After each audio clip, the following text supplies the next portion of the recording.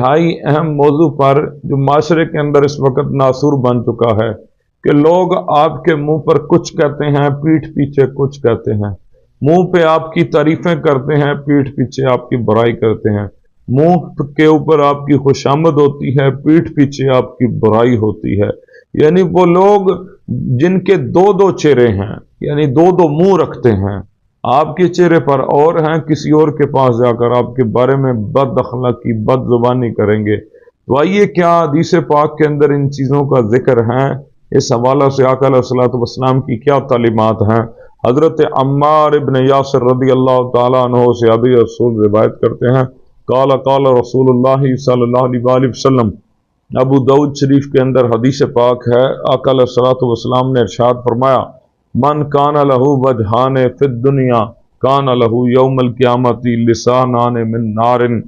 बड़ी अहम हदीस पाक है और आज इस माशरे के नासूर को ख़त्म करने के लिए, उम्मत मुस्लिमा के लिए बहुत बड़ा मैसेज है इसके अंदर।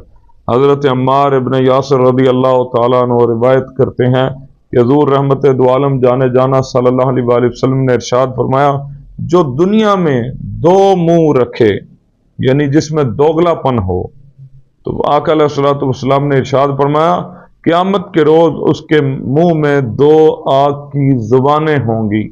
यानी जो दोगला बंदा होगा, दो मुंह वाला होगा, आपके मुंह पे कुछ कहता है, दूसरे के मुंह पे कुछ कहता है, आपके मुंह पे आपकी तारीफें, दूसरे के मुंह पर जाकर आपके बारे में बद अखलाकी करता है, आपके बारे में गीबत करता है, आपके बारे में चुगली करता है, आपके बारे में हसद रखता है।